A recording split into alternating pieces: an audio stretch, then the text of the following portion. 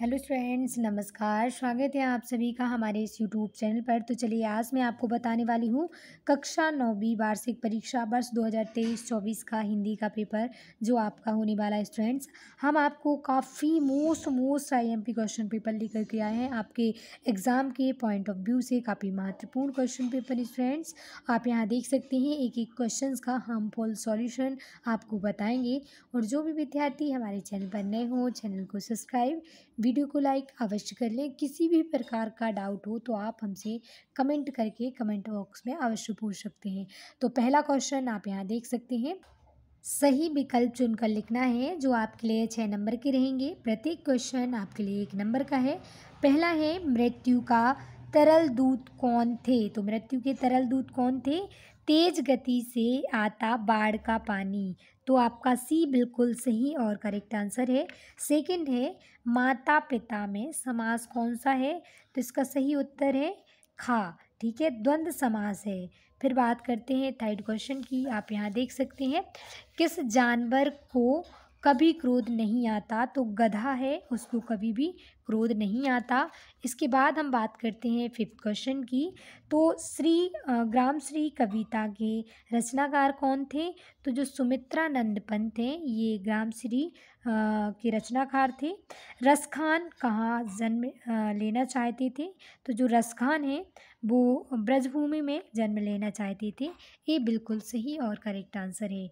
इसके बाद हम आपको लेके चलते हैं सेकंड क्वेश्चन पर। ये आप सेकंड क्वेश्चन देख सकते हैं, रिक्त स्थान की पूर्ति करना है जो आपके लिए 6 नंबर के रहेंगे। प्रत्येक क्वेश्चन आपके लिए 1 नंबर का है।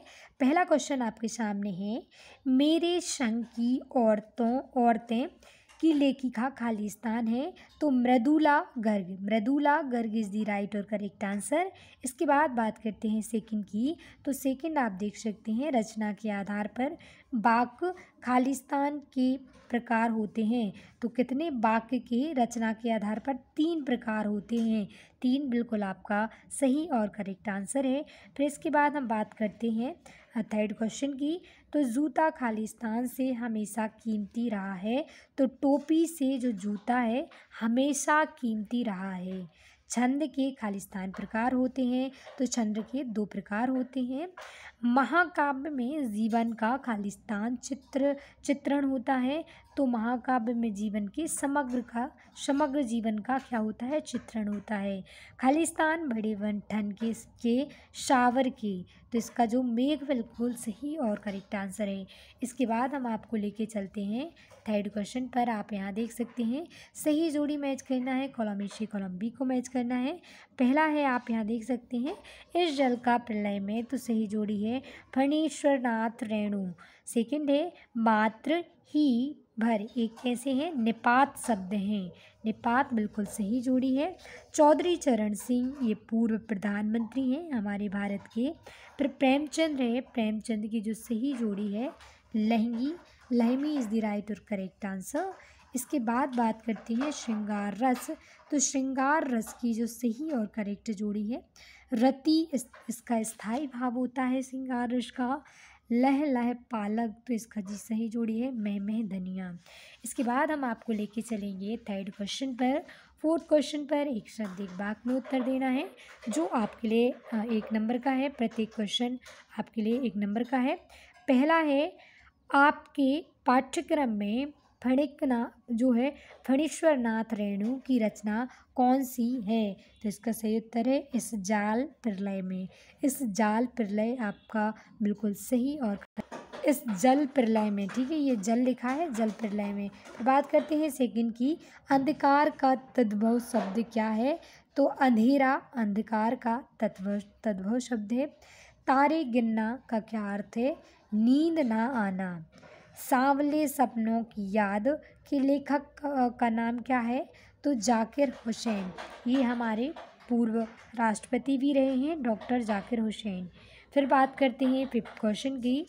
दोहा छंद में कितनी मात्राएं होती हैं? तो इनमें 24 मात्राएं होती हैं। फिर फिफ्थ क्वेश्चन है, रसखान किसके भक्त थे? तो रसखान जी हैं श्री कृष्ण के भक्त थे।